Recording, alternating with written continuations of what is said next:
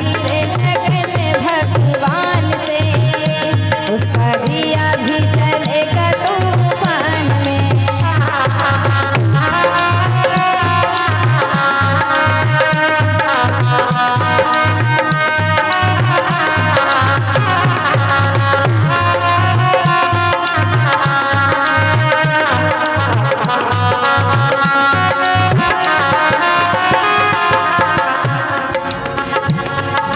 लागी रे लगन भगवान से, उसका दिया भी जलेगा तूफान में।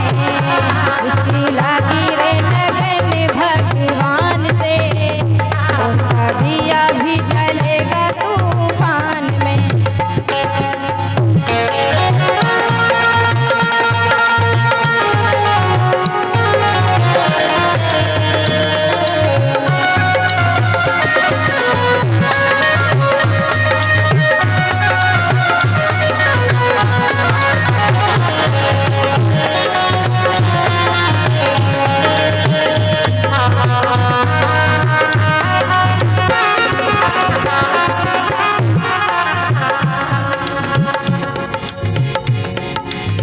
इस दुनिया में कौन बनाए हो, सबके बिगड़े काम रे, सबके बिगड़े काम रे। काहे को नारी घबराता है, ये तो प्रभु का खेल रे, ये तो प्रभु का खेल। जिसकी लगी रे लगन भगवान से, उसका दिया भी जलेगा तूफान में।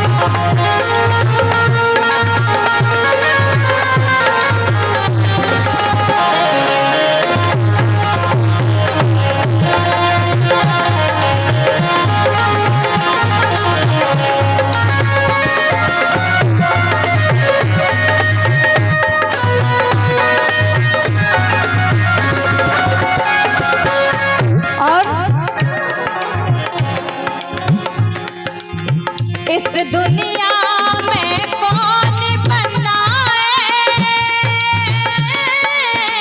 सबके बिगड़े काम रे।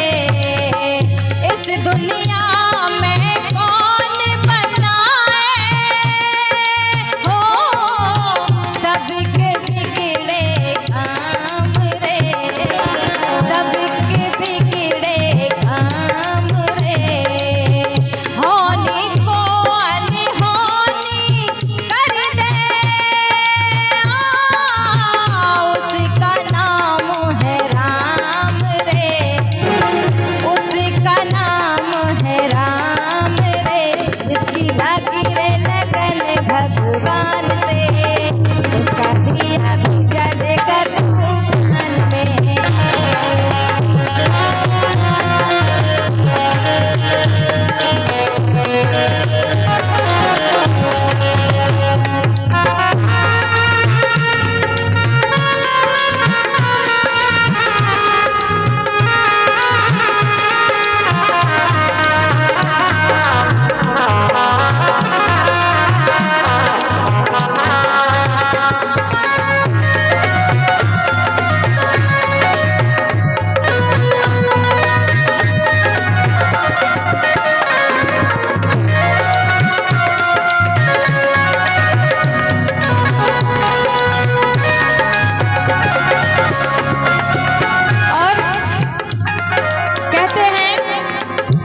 कि बाप रे ट्रक के सामने आ गए, लेकिन फिर भी बच गए।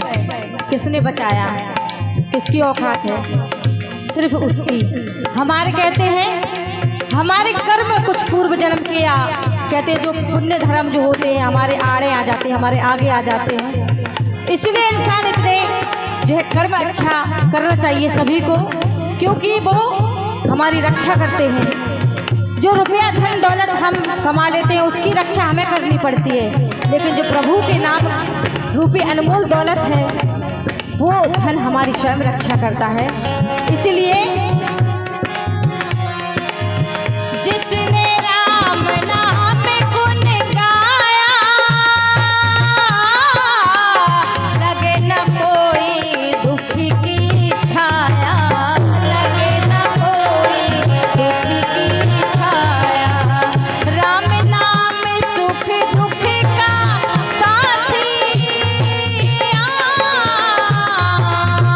तू दिया है वो तेरी बात, तू दिया है वो तेरी बात।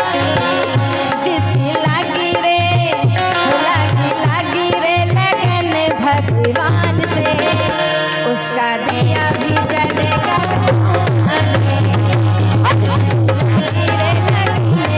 भगवान में, उसका दिया भी जलेगा तूफान में।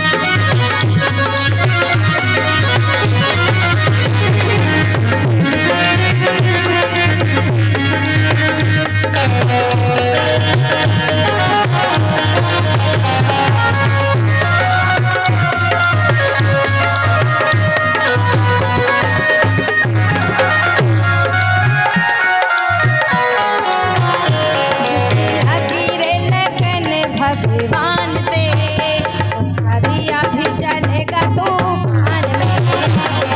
लगी रे लगन भगवान में, उसका दिया भी जलेगा तूफान में, उसका दिया भी जलेगा तूफान में, उसका दिया भी जलेगा।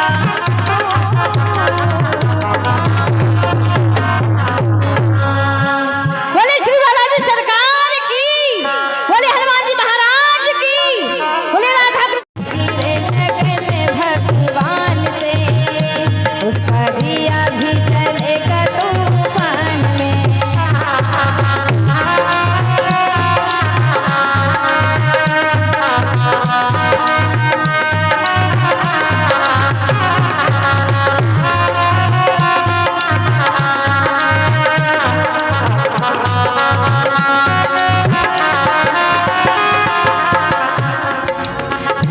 जिसकी लगी रे लगन भगवान से, उसका दिया भी जलेगा तूफान में। जिसकी लगी रे लगन भगवान से, उसका दिया भी जलेगा तूफान में।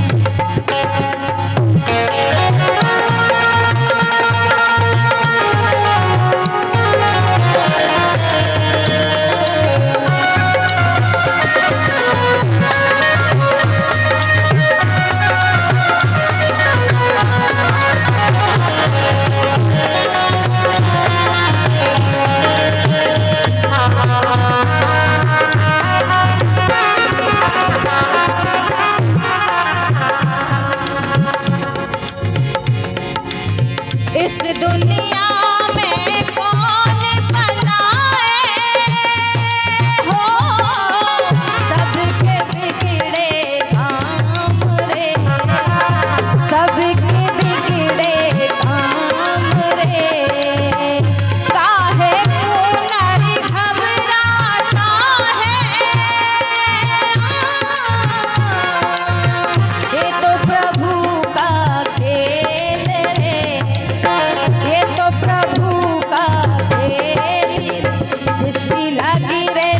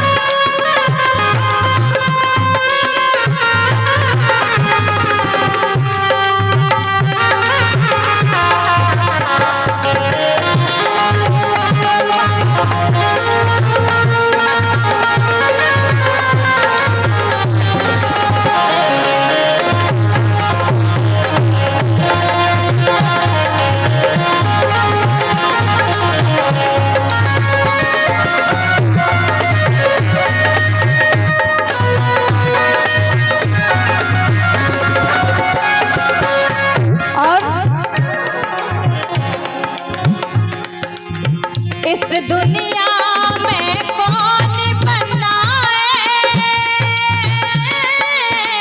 सबके बिगड़े काम रे। इस दुनिया में कौन बनाए हो सबके बिगड़े काम रे। सबके बिगड़े काम रे। होनी को अनहोनी कर दे उसका नाम है राम रे। उसका नाम है राम रे। जिसकी लगी रे लगन भगवान से उसका दिया भी जलेगा तूफान में।